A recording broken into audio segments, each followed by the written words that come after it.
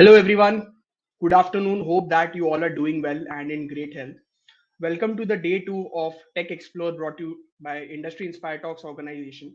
So our first two sessions for day 1 were quite informative, interactive. I hope that you have learned a lot out of it. Now let's begin with the second session, like the session for day 2, which is on cloud enabled digital transformation. So our speaker for this session is Mr. Kaushik Mohanraj, who is the director of Malaysia for Blazeclan Technologies. So he's going to speak about cloud enabled digital transformation. So I hope that you learned something out of this session as well. So Kaushik sir is here with us in the stream.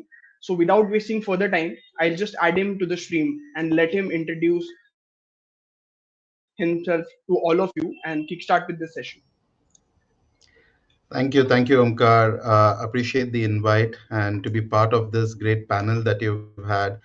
Those were great talks yesterday by Sir Lyron and others. So I'm looking forward to the other sessions tomorrow as well. And I hope everyone who has joined in today on a Saturday, taking out time out of your free time, your family time, and taking interest in out of your scope work and out of your daily jobs. Thank you for joining in, and yeah, I hope I can share some insights that's helpful for you in the long journey. Right. Thank you, Omkar. I Yeah. think I'll use this, and please feel free to share your questions. I would like to have it as interactive as possible in this particular medium. And comments are the only way I can understand what are your questions, what are your thoughts. So please feel free to put on your thoughts, your reactions on comments. That's important for me to understand and cater to that accordingly. So I will try and address today's point in which is around digital transformation and how it is enabled by cloud and how that is the future, right? So that's for today's session. And let me quickly share a quick introduction to myself as to what I've done in the past, who I am, and why I think I'm in a position to share details around this topic, right? I have had a cloud career for the last 9 years. My career itself has started off at BlazeClan in 2012, and over the 9 years, I've worked only around cloud technologies and understanding them. So I have a very good in-depth understanding of what it is. Reason being, over the years, I have worked in different roles as a cloud developer. When I started off, starting developing code in PHP and Java in which was cloud native. So BlazeClan as a cloud partner, we did solutions only on cloud, and I started developing, and I was introduced to the cloud technology, cloud understanding 9 years back, at, at the start of my career, right? And developed mobile applications which was cloud native. So I understood uh, the details around it. Then I understood I was better off talking to people and explaining them why cloud is better and providing them the right solution. So that's where I moved to a pre-sales architect role, where I helped accompanied sales teams and others to ensure that I am able to give the right technical solution to the larger team. So that's something that I did as part of the pre-sales role for a couple of years, right? Where I had to be on my toes to understand the latest technology, understand the customer's problem, and provide a solution around that. So right when we are discussing them.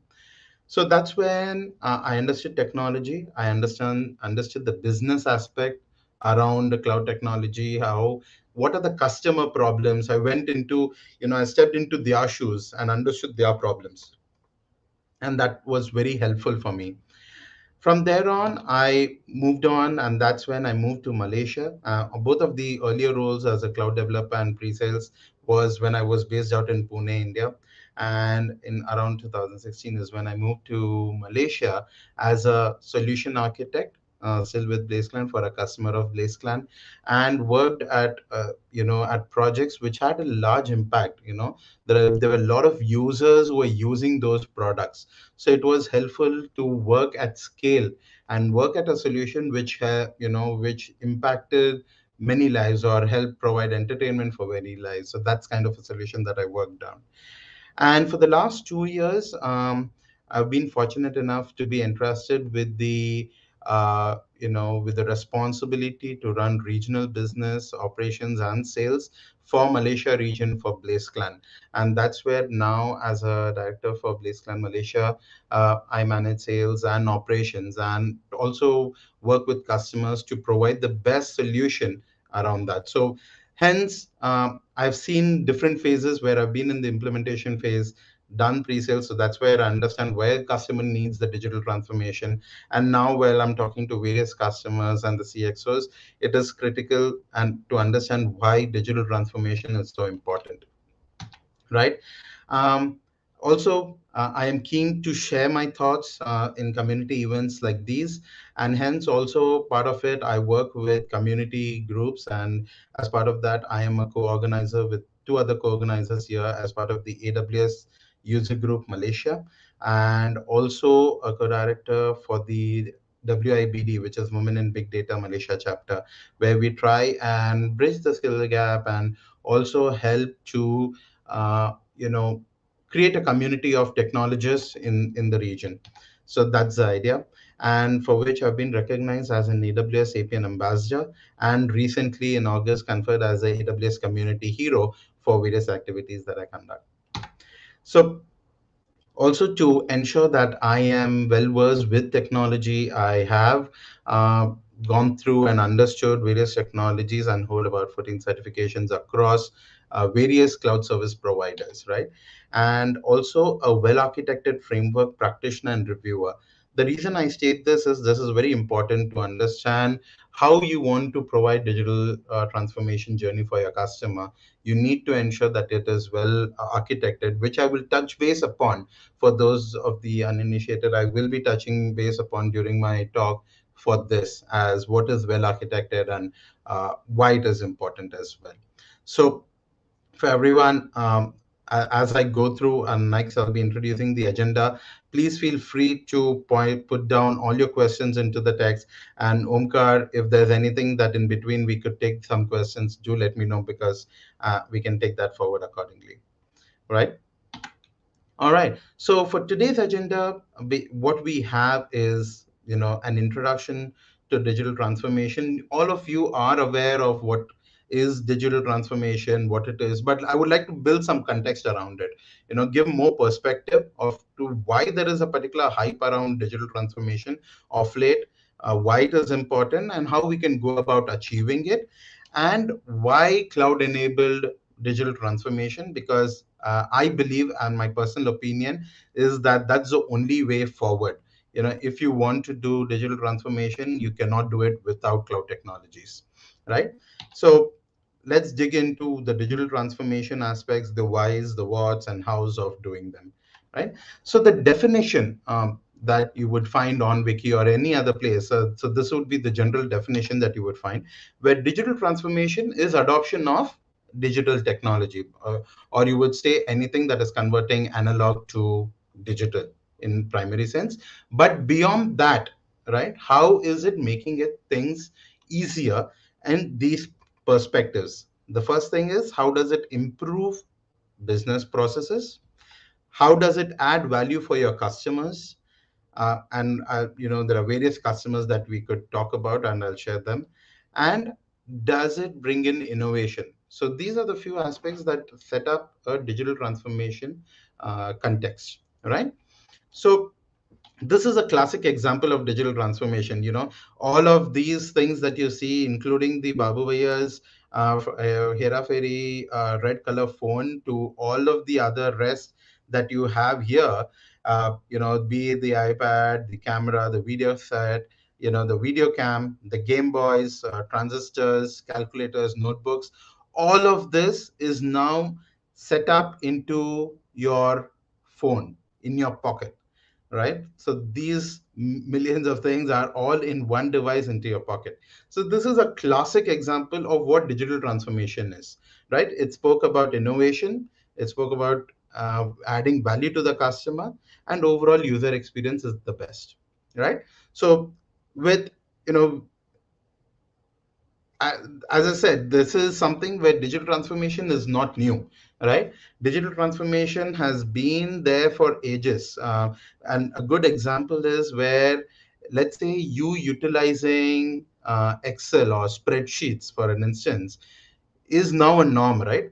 But 35 years back, Microsoft, when they introduced something called the multi-plan, that was the very first spreadsheet that was there. There was digital transformation even 35 years back, where it was an analog thing. Number crunching was a pain, and it was moved to multi-plan, and then Lotus 123, and now what we know as Microsoft Excel or Google spreadsheets, and so on and so forth. So digital transformation has been there in multiple flavors for many years. But in the recent decades, what we have seen is there has been an acceleration. And in the last 2 years, given the pandemic scenario, the adoption of digital transformation has scaled up tremendously, with multiple bounds. So what we'd have done in the next 10 years, we would have done in the last 2 years. So that is where it is important, and that's where we will see why it is critical. And digital transformation as such revolves around us humans. It is the intent of what you're doing the digital transformation for. Most of the projects of digital transformation is to make things easy for humans, right? As an example that spoke about, the cell phone example, or the other example that we can take in reference is this, in logistics, from a business perspective. If you would see, let's take an example of warehouse automation that is done for e-commerce giants. The Amazons, the Flipkarts of the world have deployed robots to efficiently manage and ease warehouse management and the entire supply chain. So this is a snapshot from a video from YouTube that I took, where Flipkart has deployed, and you would have seen many videos of Amazon and others, where they have deployed robots that can handle packaging, sorting, the entire logistics aspect, putting it based on the pin code into the respective thing, in 5x scale, 10x scale, as compared to what humans could do. And this is easing the monotonous work that the humans used to do by using digital efforts. So using digital resources.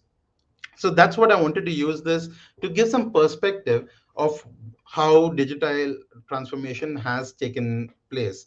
And this is a quote from the Salesforce CEO, who says that the digital transformation is going to be there, and it is going to be for the customer always. And examples of customer here could be anything. So in the traditional world, for a business, someone like Salesforce, their customers could be their customers. So that's one. But beyond that, even let's say within a family, you're at home, at family, your family is your customer as an individual. If you're working out, they're your customers. The various things that you would do from a aspect for them would be, they would be your customer. Consider an organization, right? With an HR department, the employees of the organization would be the customer for them. So just think, whenever I say customer, it's not just the business owner customer relationship, it is everything. And digital transformation lies everywhere, and we'll see a few examples, right? So for an example, when we would say, HR department, how they are doing, adopting digital transformation for their employees. It could be the ease of using tech solutions to ease the process of applying for leave, as an example, or putting in for a claim on the move. So earlier, maybe you would have gone, take it printouts or bills and give and submit it to your HR or finance team to get it back, reimbursed. But now there are tech solutions that can help you. This is how HR departments and the other solutions are there in place to uh, ease business processes for us. So these are the few examples. So Now that we are on it, like what are the top questions of digital transformative transformation initiative that are asked? One is your digital ambition to either to optimize or to transform? When I ask, say that when you say you could have an existing business process, and it also takes into consideration your current maturity level.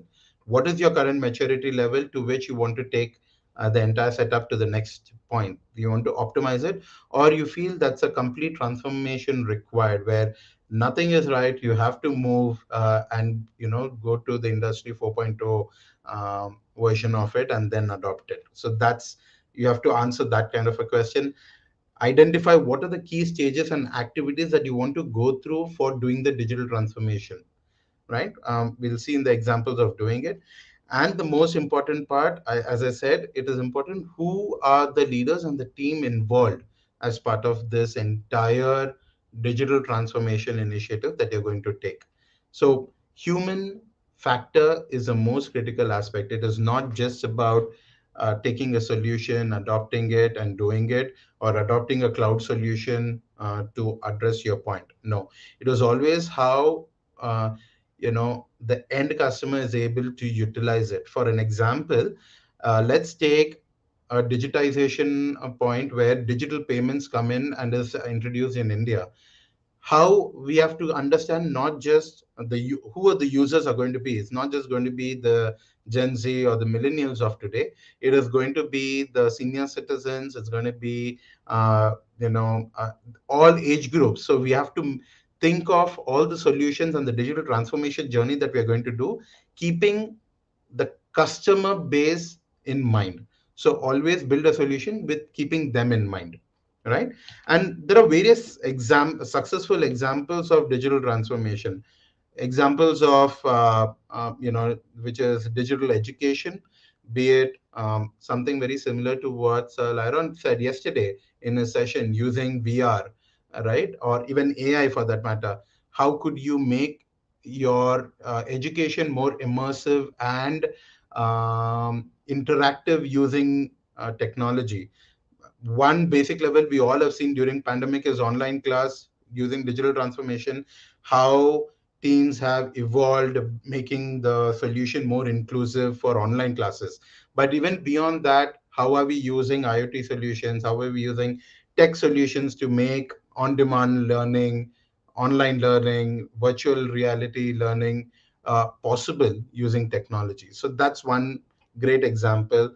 And on a very similar level, also how the Byju's model, how they utilize on digitally, how they can connect and address requirements, and how they are scaling it, and they're keeping the customer base in mind over there, right?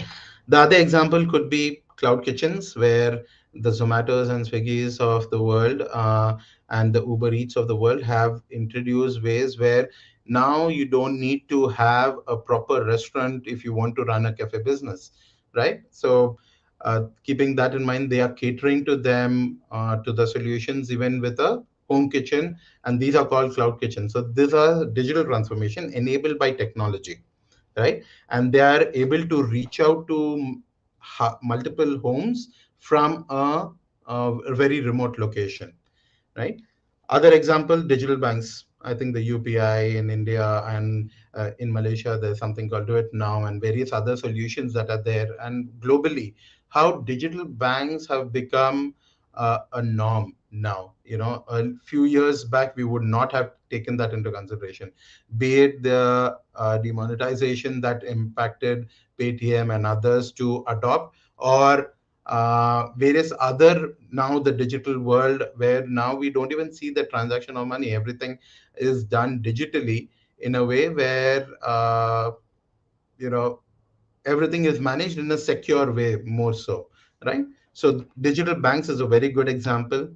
Logistics, take consider examples of UPS or FedEx and others, how they have involved technology and IoT solutions to help you track your package from point to point where it is, or even for an example, your Swiggy delivery or Zomato delivery, to see where your rider is. Those kind of technology to see, and cater to your customer requirements, right? Ensuring there are regular updates coming in. And finally, the OTT platforms, which over the pandemic we saw its true value, where even the 70 theaters releases started coming directly onto the OTT platforms, which is over the top platforms like Hotstar and others, where it has been successful in catering to those requirements come a need, right? So these are digital transformation in general where everyone has seen, and I wanted to bring that perspective and give you, bring that umbrella, saying that, these what is are we are seeing these live examples day in day out, but wanted to say how that is critical and think deep into it as to what is going into it and what they have thought about it to do that. All said and done, now your question would be, in all of this, how do you think cloud is there, right? What is the part that cloud is playing? If you would say, cloud technologies has helped organizations to focus on the business outcome. When I say business outcome, the real stuff. They want to be focusing on what is the customer problem. They want to understand what is the complaint coming in from the customer, and not worry about how the entire solution is going to be catered to millions and lakhs and crores of people, or how it is going to ensure that I have high availability, how it is secure, how it is scalable, and so on and so forth. The business users don't have to think about this with the use of cloud, right? All they have to focus is on the actual business problems without focusing on the other aspects. So for those who come in um, from the traditional world of on-premise solutions and data centers, they would understand this. When I'm going to give a quick analogy, and in the next 5 to 6 slides, I'll go from level 100 to about 300 of technical terms, and build a context around why I state this, right? So in the next slide, I'm going to talk about an analogy of what cloud technology it is, so that those who are there and who are not aware of the cloud itself, I wanted to set a context there, right? So let me build an analogy. So the very first thing is, let me take an example, all right? So as of today, when you want to um, utilize a fan in your house, or you don't want to switch on a light, you need electric supply, right? As of today, all you do is go switch on a button, and the electricity supply is there. The light runs in the nighttime when you're going to sleep. You switch it off, and the meter counts. Okay, this is the meter, and this is what you have utilized, right? It would say you have utilized one unit, and you pay only for 1 unit. But are you aware as to what goes in to bring that 1 unit of electricity till your house, right? You need to have a complete transformer setup. You need to have the complete backend. You need people to manage the entire infrastructure of the transformers, the manage the infrastructure of the connectivity right from the transformers to your house, to the endpoint and everything, right? But you don't pay for that. You pay a lump sum of, you pay based on what is required and what is to be done, what you utilize for, pay as you go model. And you don't worry, and again an example, you don't worry whether you have a grand wedding that you want to have, in which you're going to have, or you want to conduct a match with floodlights on, where you're going to use many units, hundreds and thousands of units. You don't bother about whether I want to create multiple transformers. The transformer and the electricity company in your area will manage the surge, right? They will scale up, they will ensure everything is up and running, and so on and so forth, right? You don't employ more people to ensure that there is more electricity supply on one day rather than the other. right? So that's the context I wanted to build around cloud as well. Cloud is very similar, where when you want a service, be it storage, be it compute, right, be it network bandwidth and whatnot, you utilize it on a pay as you go service, right? So that's cloud for you. So on a click of a button, today you want to host and run a program for 5 hours. You switch on a server, you deploy your application, run it for 5 hours, you're good, you switch it off, you pay only for 5 hours. Next day, you know that you want the same, you want to run for 5 hours, but you want your 10x server, right? In the traditional world, if you want a new server with new specs and everything, you'll have to wait for a 3-month cycle to ensure that you're getting a new server with new specs and everything to run the test that you're doing. On cloud, you don't have to bother. With a click of a button, change the configuration, go from X to 8X and run your configuration. You just pay accordingly on the increased server size, and then you're good to go. So this is the analogy that I wanted to build. So think of it as a pay as you go service, where everything is available to you on a click of a button, can scale up, scale down, and you don't have to bother about maintenance, you don't have to bother about how am I able to scale, and you don't have to spend time planning for the availability of those infrastructure and so on and so forth. So hope that sets a context of what cloud computing in general is all about, right? So so now, as I said, in digital transformation, when we use cloud, this cloud computing solution helps you build a good flexibility around your solutions and approach that you have towards digital transformation. And the cloud solution in itself has about three different levels of services, which is called IaaS, PaaS, and SaaS, which is infrastructure as a service, platform as a service, and software as a service. And I would like to throw some light on that, on how we can use these products or these stack of solutions um, in our digital transformation journey. So in the traditional world, on premise, if you would see, all of this is being managed by you as a user. Now if you want to host your application, your mobile application, let's say you're hosting a new website, right? You have to ensure the servers are there, the connectivity to servers are there. You buy land, put the server there, a space rental, basically, when I say land. Uh, buy the storage, buy the servers. You plan well in advance, 5 years ahead, saying that for the next 5 years, I need so much storage. Purchase it on day one itself, even though you're not going to use it for the next 5 years. Build the network, do the virtualization, build the OS on top of that, right? Do the security. And then this is something that you would do. The application, manage the database, and so on and so forth. So that's on premise. Everything is bespoke. You do it, you manage it. Infrastructure as a service, all of this in orange is managed by your cloud provider, right? The virtualization servers, you don't have to bother what you need today, what you need tomorrow. Click of a button, you say this is what I need, and from there on it is there. And OS and above is what you manage, right? Platform as a service is much more managed service. So everything is done. Only you bring your application, you bring your database, and you're good to go.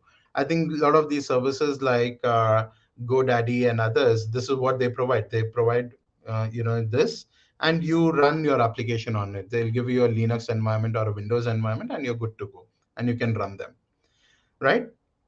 So, pardon me, I'll be using some technical terms. So, those who are not aware of that, apologies. But yeah, so just to build some context, and so that I'm sharing something for everyone. Yeah, and the next level is software as a service, where anything and everything is managed by the provider. So, for an example, Gmail that everyone uses. This is software as a service.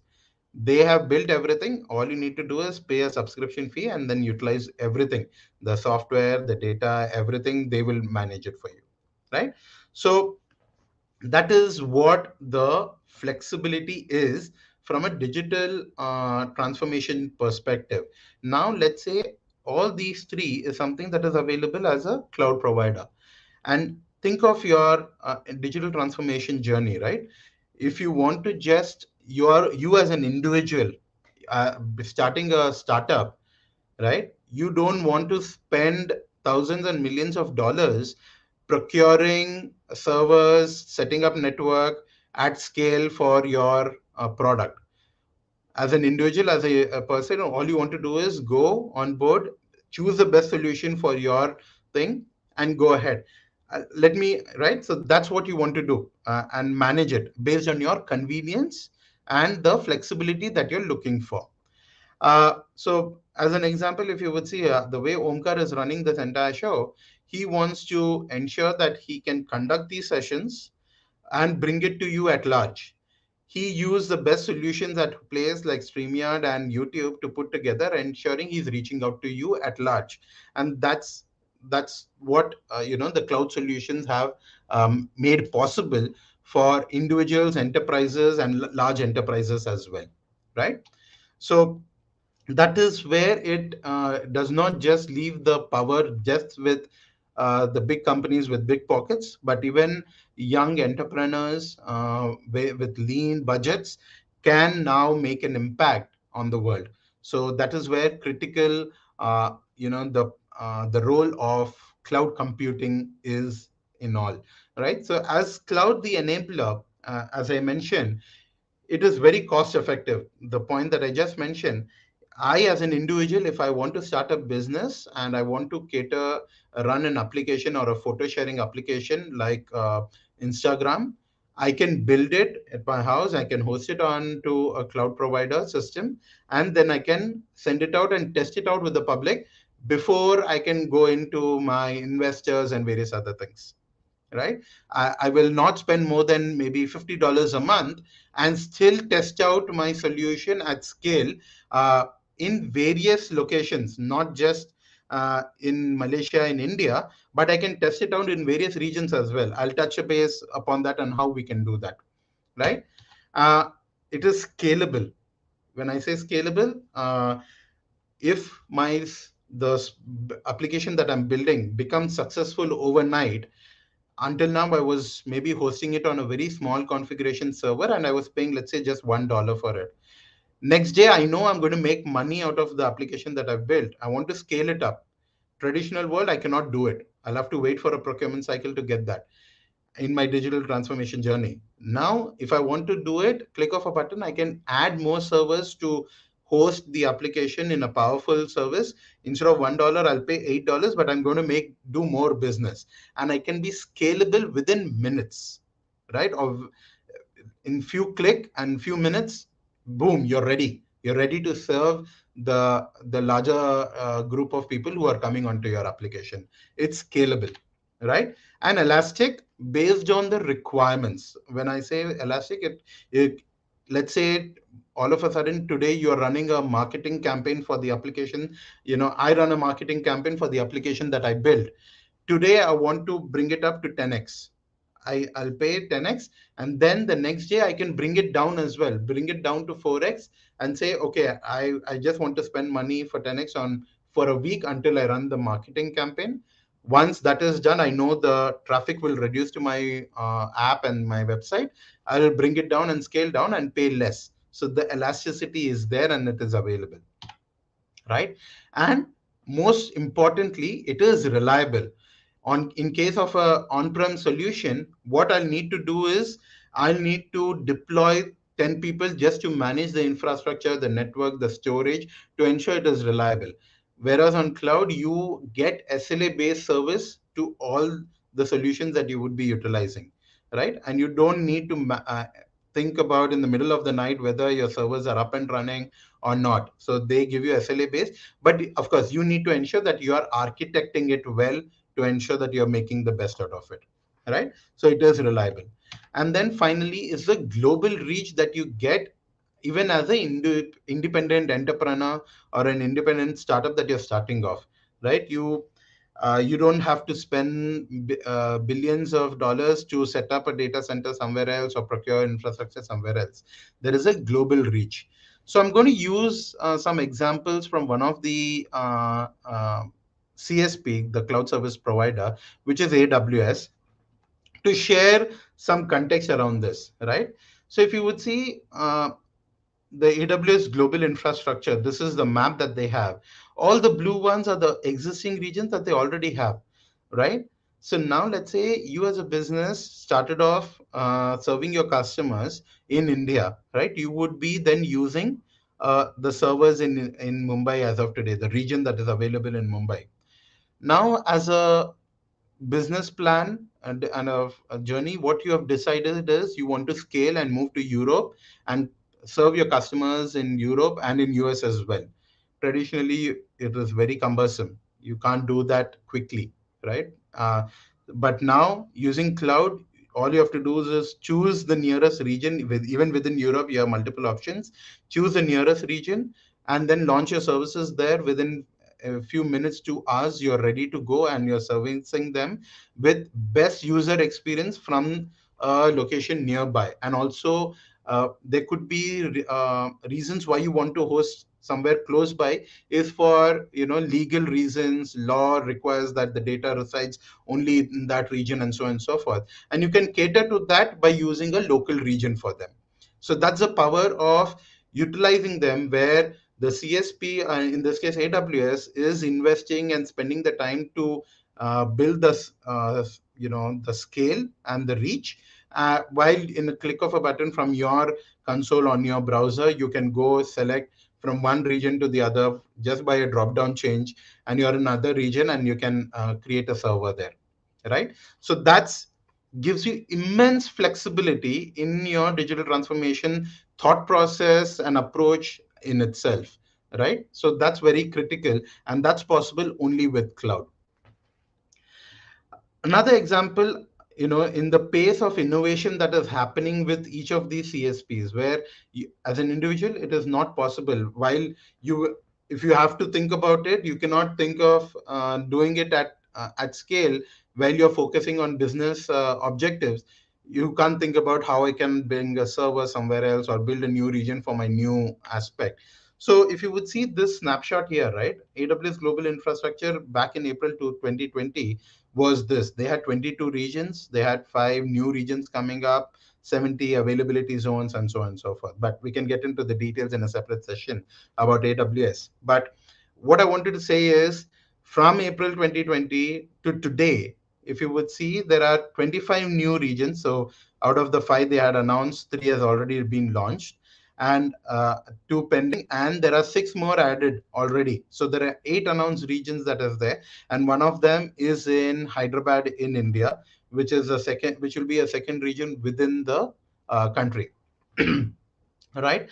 And if you see the way they are expanding on a daily basis, not just infrastructure wise and reach wise, that is one. But apart from that, from the range of services that they provide as well, right? There are many services over the years that they have made available as part of their cloud offerings, right?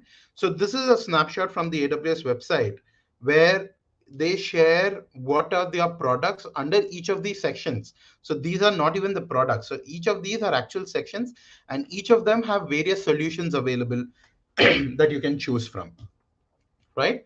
So the basic services, which is the IaaS, would be the compute that you have, the databases. How would you manage your host your database, manage database services, your storage, your network, and network and content delivery, and so on and so forth.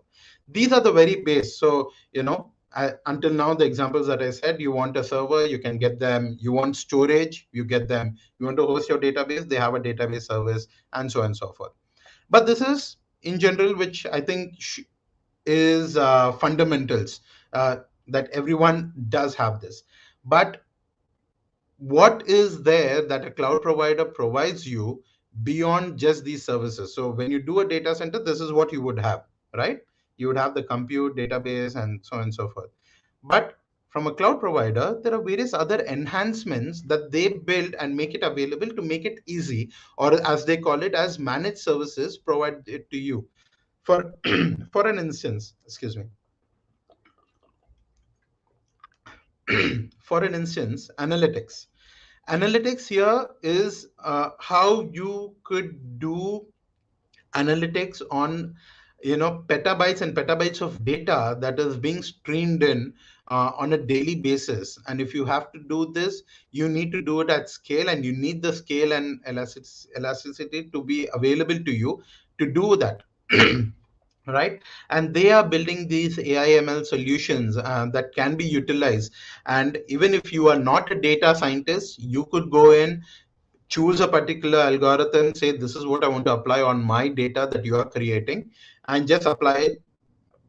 Use your GUI, drag and drop, and then you're ready to go, right? So again, I want to emphasize, they allow you to focus on what business value you want to derive from the data, rather than actually sitting down and building the algorithm and in the first place setting up the architect infrastructure and then building the algorithm, right? So that's one example.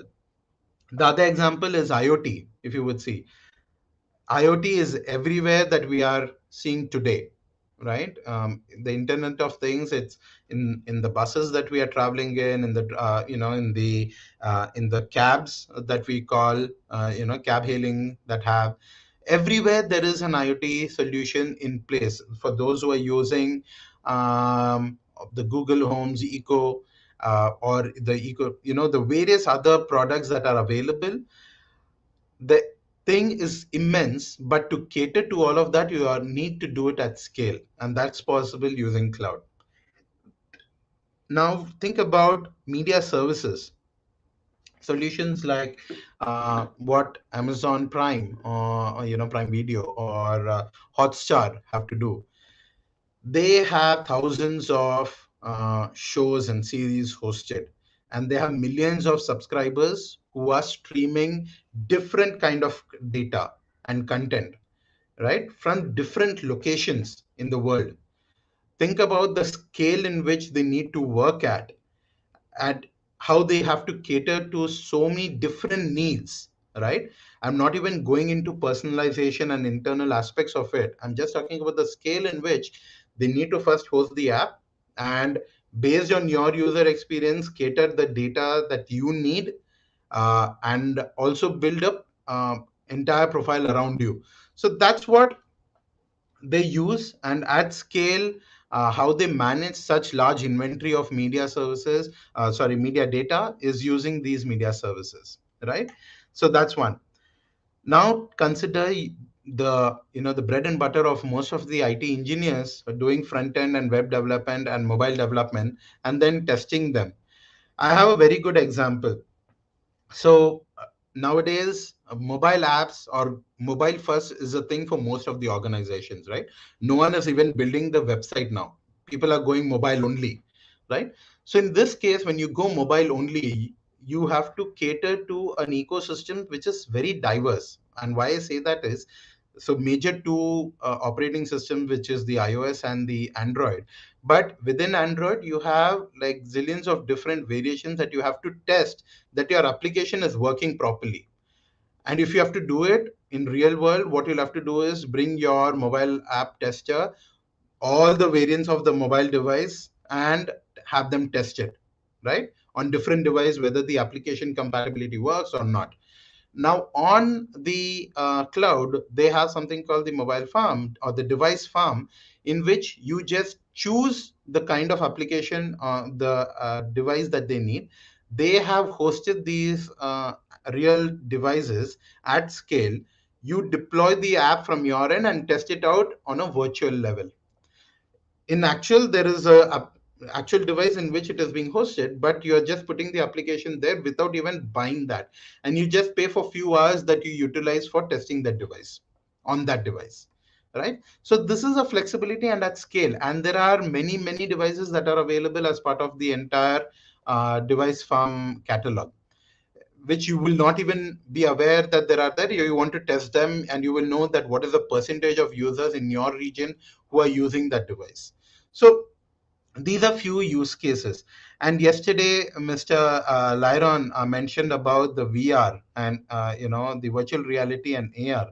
So this is something which is the metaverse as such, these terms is going to become the norm, right? If you would see, especially during the pandemic world, how this has been utilized. There are games that are there that help kids interact in a social way in their own avatar in this metaverse. We know that Facebook and others are coming up with their own metaverse. Microsoft is planning to come with their own metaverse for office, right, where you could virtually attend an office and be in a virtual avatar. For those who want to test out the scope of this, go try out Gather Town. So there you can actually create a small metaverse. I would not call it metaverse, but yes, where you could have your own avatar, online avatar, interact with your colleagues in there who are there in that virtual space.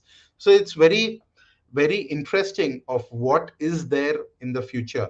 And there are various things that are there like NFTs and thus, which is going to be in the digital world. So the digital assets is important, and in which all of this digital world is going to be powered using the scalable infrastructure and scalable solutions made available by cloud solutions, right?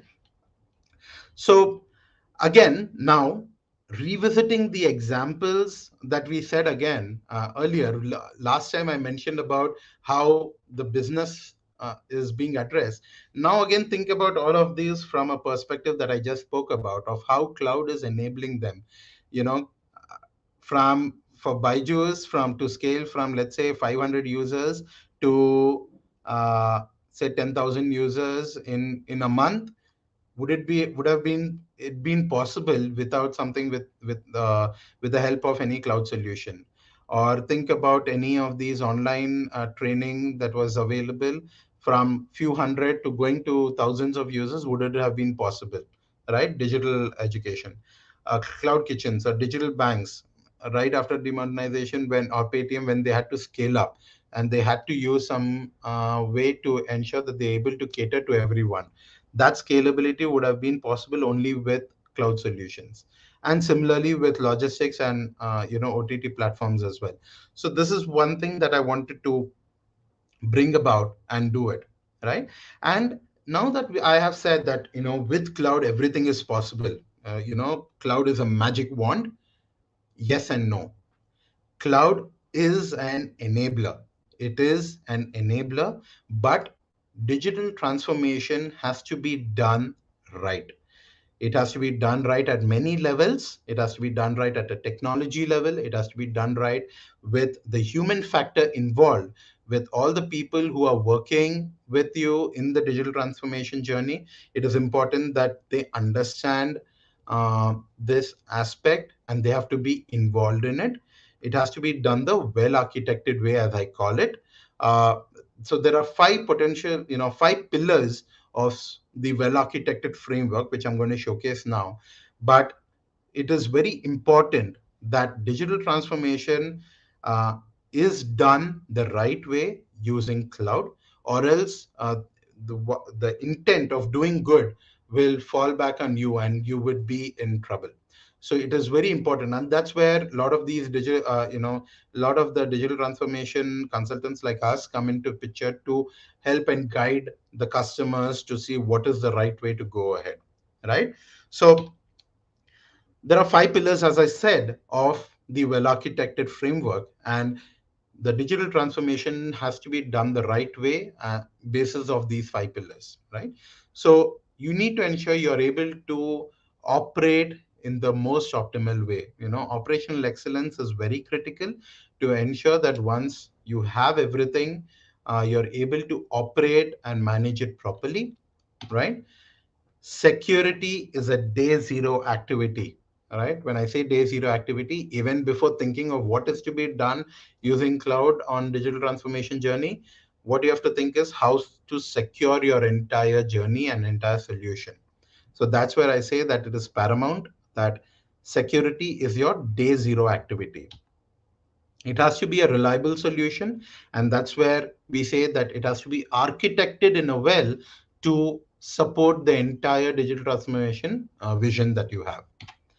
It has to ensure that it caters to the highest performance without any issues. And if at all there is any failure, it is failing gracefully. That is something which is important, right? So failure will happen, but we all have to learn from it and take it forward in a way that you it doesn't happen again. That's where the operational excellence come in. And when in case that happens, that it happens in a graceful manner, right? And you don't become headline news the next day saying that the Twitter was abuzz just because of your famous app went down. So that's something that should not happen, right? And finally, but the most important thing of it, which underlines every aspect of doing digital transformation, is cost optimization, which is very critical, right? All you're doing is to ensure you're providing the right customer experience, whoever the customer is, building the right digital transformation for your team, and end goal is building the business goal of cost optimizing the entire solution. Cost optimization does not mean that you spend less. It means that you're optimizing the entire solution or the ROI, return of investment, that you're coming in of using cloud solutions in your digital transformation approach, right? So that is what I wanted to say and share, and I would like to wrap up my thoughts on that, and open up for questions if there are any. And yeah, you could reach out to me on LinkedIn using this key, right? Yeah, absolutely, Kaushik sir. It was an amazing session. It's what I feel, and a lot of information you provided, which is quite like new to everyone. Okay, because digital transformation is there right now, but it's upgrading, it's changing. Okay, a lot of industries are coming in digitally. As you mentioned, the OTT platforms, it has a rise in this pandemic level. Okay, so the examples which you gave and all these things, it was very informative. And I think a lot of our audience have gained in a lot of value, and like learned a lot of new things out of it. I don't know if they have absorbed everything from you, but the basic idea about how we can achieve greater heights by cloud enabled digital transformation, the entire session which you took, this doubt or this thing would be very clear after going through your session. So it was an amazing session. And yeah, so Thank you, we'll wait Omkar. for the questions as well. Yeah. Sure. The idea was to be able to touch base upon as much as possible in breadth and depth.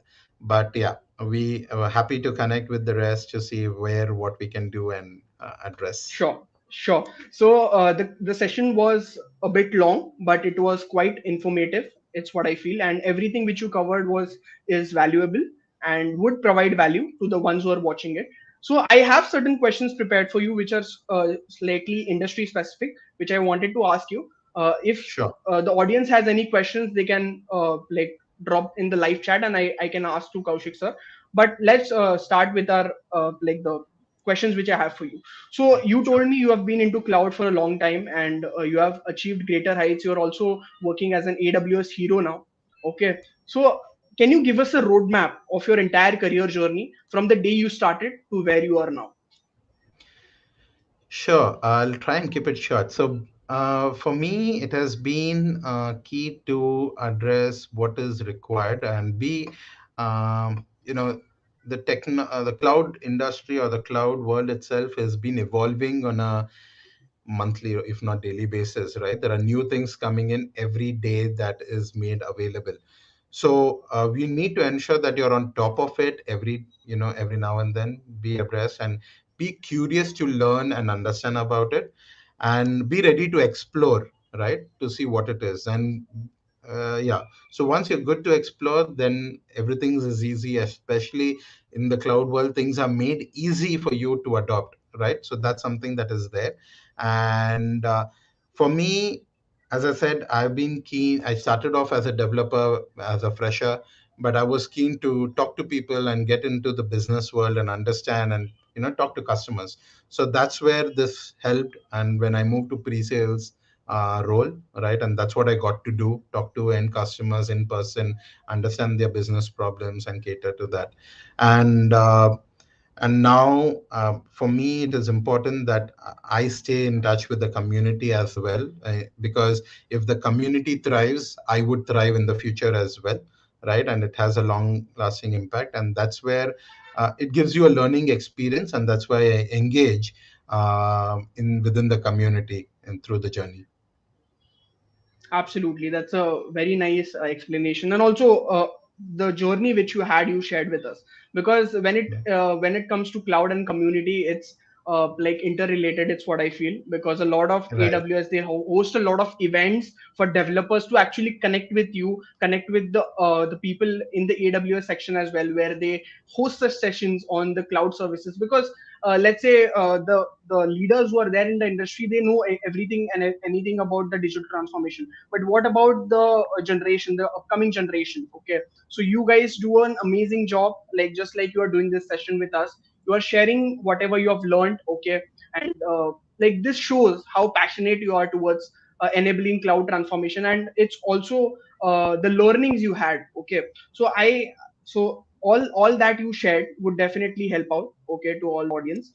So the next question I have for you is, as we are living in the age of pandemic and still we are fighting each and every day, so what was the actual effect of pandemic on the cloud industry? Was it a boom, or was it like mediocre?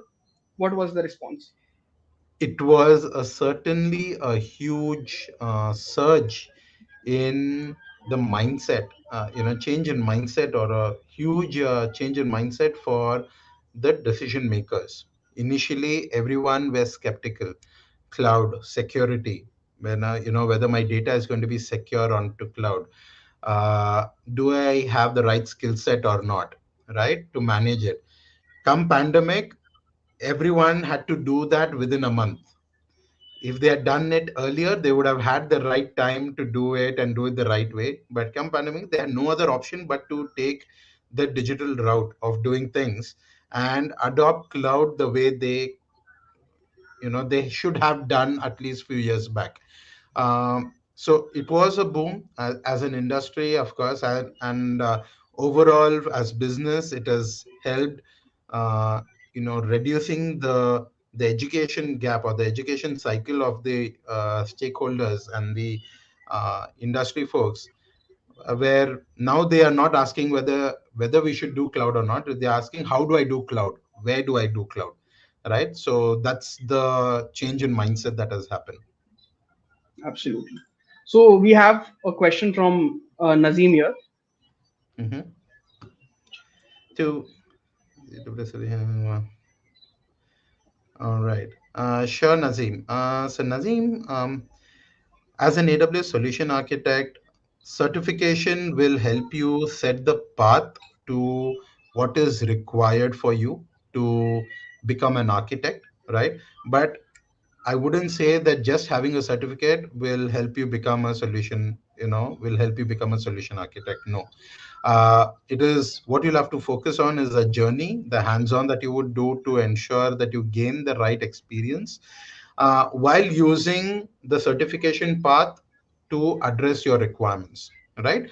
So in this case, to answer your question as to which certification that you should adopt, what you should be thinking, if you have just started the journey, start off with the foundation level. So there are three different levels in the certification, especially in the AWS cloud, where there is the foundation, or it's called the CCP, Cloud Certified Practitioner. Use that if you're completely new to the ecosystem, understand what it is, right? And then as a next certification, take the associate level, which is the next level of certificate, which is the SA associate or solution architect associate. That's what you should take up as a next level, and that will help you address many issues with understand various use cases, business scenarios of what you would be implying as a solution architect.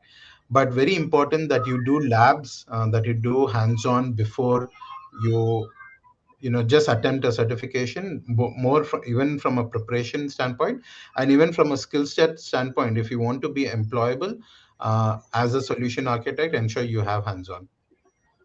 Absolutely. I completed some of the AWS certifications, like which were free. The AWS Educate program, I was into it.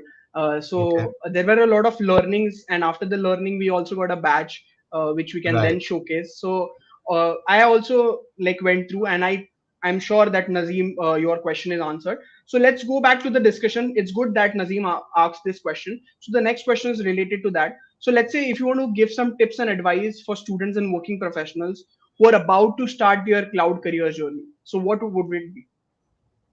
Right. So for those who are starting off, you know, today is the right day. So don't wait to start your journey. Cloud is the future. I'm not saying this because I'm part of the this cloud community. I am seeing that where many of my friends and colleagues who said no, this is something, okay, this is, I can do it later, and now adopting it with saying that now it is being mandated by my employer, that's why I'm doing it. So don't wait for it. Today and now is the right time to start off learning and understanding cloud, right? uh, how you want to start off? Choose a cloud service provider of your choice, in maybe based on the employer that you're working with or of your interest. So there are the three major cloud providers are Amazon, Microsoft, and Google. And based on the employer that you're working with, let's say if they're using Azure, maybe learn Azure so that you can help do, you can do hands-on at your work place, and then scale up and then grow professionally in your organization.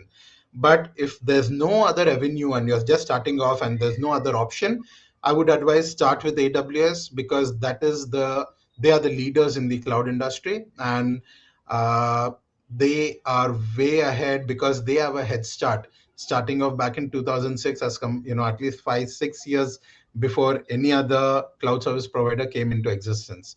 But yeah, between I would say that if you're just starting off, start off with AWS, uh, because of higher adoption or overall in the market, and higher employability because of that.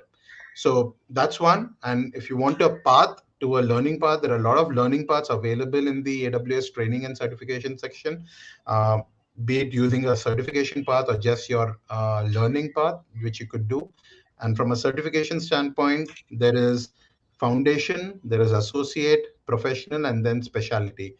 These are the levels of certifications that are available, 11 in all, which you can attempt. So the foundation would touch base upon 30% of them is on the business, whereas 70% of the 70% of it is around business and everything of and general cloud concepts, and 30% of it is just AWS technical aspects of it. But then there you have the associate, which is specific to your role, right? So if you are a developer, maybe start off as a AWS developer certification. If you are a system integrator or a sysops guys, start with a sysops exam. And then if you are an architect and you want to cover everything, then you have the associate solution architect. And then the professional has DevOps, SA, and then the five specialty. Wonderful. So that was a complete guide through of the resources and the certifications. Thanks for doing that. So once we have covered this, all these things, let's say I have gained like the foundational level or the associate level. So according to you, what are some of the highest paying jobs right now, which are being created in the cloud industry? And like tell us about the future scope of the cloud industry in the, let's say, in the next 5 years or the next 10 years. How would it look Right. like? So now, if you would see, the job requirements have become, they don't say whether you know cloud or not. It is being understood that understand cloud. So if you don't know cloud, many industries say that okay, we don't want to qualify you. It is a CV level filtering as at this stage. Now the level is if you are a QA. Have you done cloud enabled testing? Right? If you're a developer, do you know how to build serverless applications and microservices enabled applications? So, highest paying jobs is in every field, there is one in whatever field you are in. If you're a QA, there is a highest paying job, but at a different skill level and skill set. And just from a monetary perspective, if I have to give you an answer, it is, let's say the data scientists and others and the principal solution architects, they have the highest paying job as of today. Those who have done data analytics certification or a professional SA, they stand a better chance to get a job. But what I would ask everyone to focus on is play on your strengths, right? If you think your strength is a QA, excel in it and see how you can do it on a cloud platform. If you're an SA, do it on it, and so on and so forth. So the idea is, and just to share, no more, it is not a question whether you know cloud or not.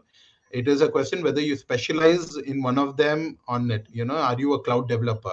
Are you a cloud engineer? Are you a cloud QA? Right? So that's the kind of question that comes in. That's very well said, because a lot of people are confused. Like, let's say we are doing a different degree, and why should we go into cloud? Most of the students ask this question. It's what I feel. They go to the software engineering roles and stuff like that. But it's like the cloud, the cloud game is much more easier than that. Okay, you just have to pick a area, specialize in that, and then boom, you are good to go. Okay, it's like that. Right. So this So yeah, yeah.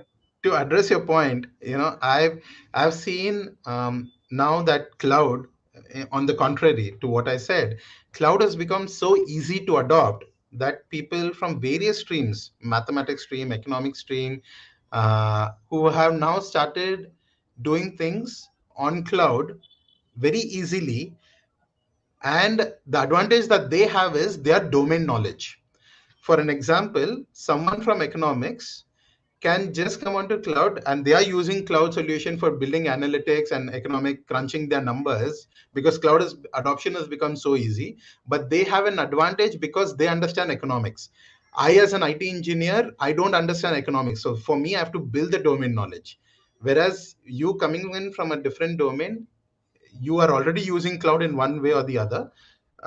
It is seeing that how, if you just roll up your sleeves, get your hands dirty, it becomes much more easier by doing it yourselves. Yeah, absolutely well said. So, last two to three questions before we wrap up.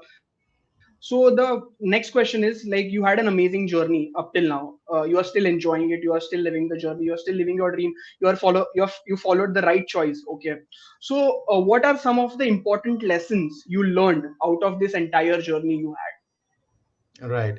So to address one point, because I didn't choose this journey. Okay. I joined this organization as a fourth employee. It was a startup. Blazeclan was a startup in a one bedroom apartment.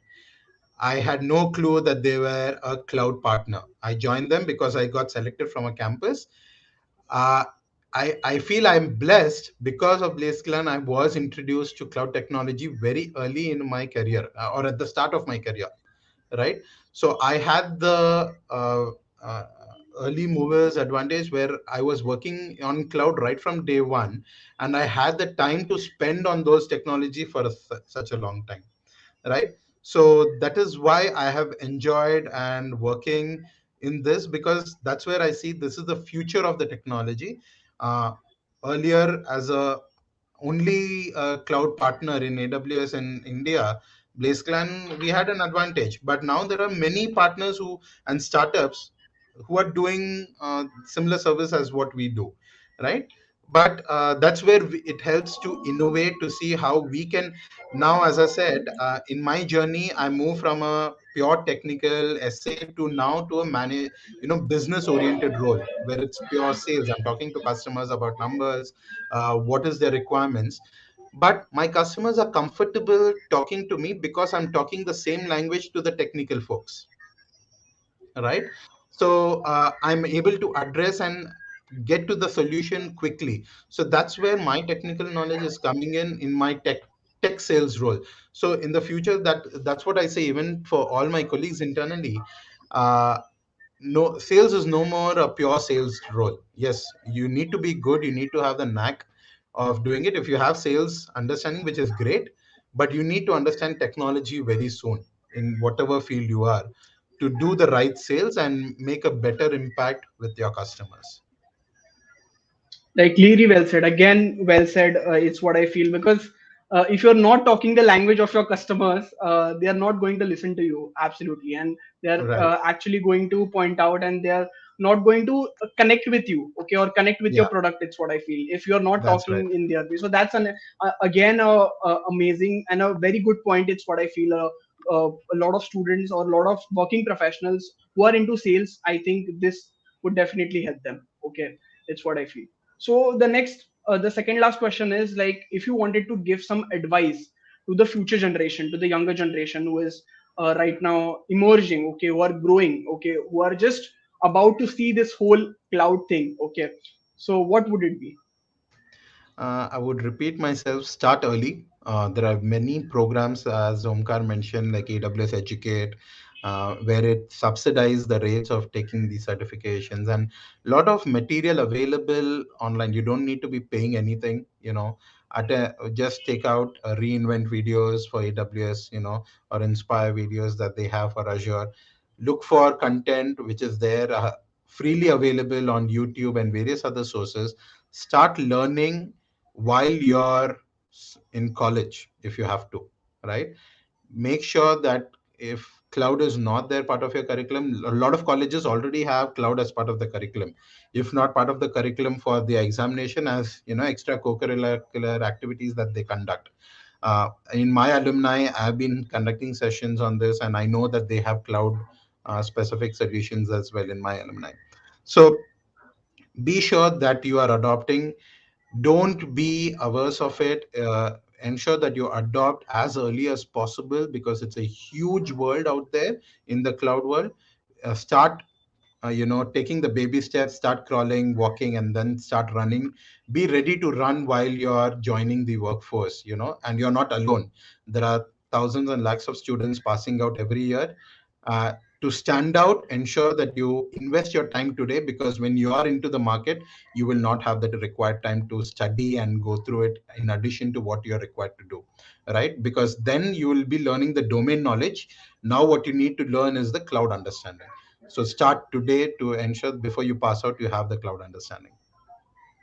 Absolutely. It's a very good advice. It's what I feel. Starting early would definitely help everyone. It's what I feel. Like once you are into the game, once you are into the industry, okay, it's a whole new competition. Okay, but when you are a student, that time you have a lot of time to learn all these things. Okay, along with your academics. So that's very well said. And each and everything of this would help the younger generation. It's what I feel. And now I want to end this session. I know that like we have extended the time, but it was worth. It's what I feel because we got to learn a lot of new things, okay, a lot of things about the cloud, about life from you, okay, and also got to know about your career journey, the challenges you faced and where you are today. And I want to thank you once again for your time, for your valuable knowledge, and being here in this specific event, Tech Explore, and sharing your true experiences with us, okay, whatever it is about the cloud and how it's emerging in today's day and age. So thank you so much, Kaushik sir. Thank you, Omkar. Thank you, Omkar, for having me, and thank you everyone who took out the time on a weekend to, sit through and hear. Hope I could add value, and thank you for having me again, Omkar. Appreciate it. Ab- Absolutely, sir. Absolutely. And I want to wish you best of luck for your future journeys. I've been following you a lot on your LinkedIn, and the amount of work you have been doing for cloud, you have doing such events and stuff like that. Keep doing it, and like we are truly honored to have a person like you, like taking up this session on like digital transformation. I think no better like the way you explained, okay, anybody cannot do like that, okay, the way you explained, like into depths, from starting from the bottom, okay, for the beginners, to the to going in greater heights and telling about the real world applications, okay, in the world, how it can impact lives, okay, and how it's changing. So it was an amazing session. And for you guys who are watching, you can like in the description box you will find Kaushik sir's LinkedIn handle. You can go connect with him if you have any questions about cloud. If you're starting your journey with cloud after watching this session, you can reach out to him, and he is a very good person to talk to. He'll definitely help you, and like help you in your digital transformation journey. Okay, and is a good person to talk to as well. So do check it out, and we'll catch up in tomorrow's session. That is day 3. So there is an announcement. So the session which was on blockchain, it's cancelled due to, like, Raj sir was going to take it. It was cancelled due to some personal issues. So there would be just one session tomorrow, and it's going to be about robotics and AI, which is going to be taken by Bunsen Thomas George, who is the CEO of Unique World Robotics, which is based out in Dubai. Okay, so make sure you attend tomorrow as well. So that's the only session for tomorrow. And once you wrap all these up, you will get a certificate from us in 48 hours, and you can then post it on your social media handles and then promote. Okay, the things you have learned out of this event which we have organized for you. So thank you so much. Take care, everyone, and we'll see you later. Bye. Thank you, everyone. Thank you, Omkar, for conducting this.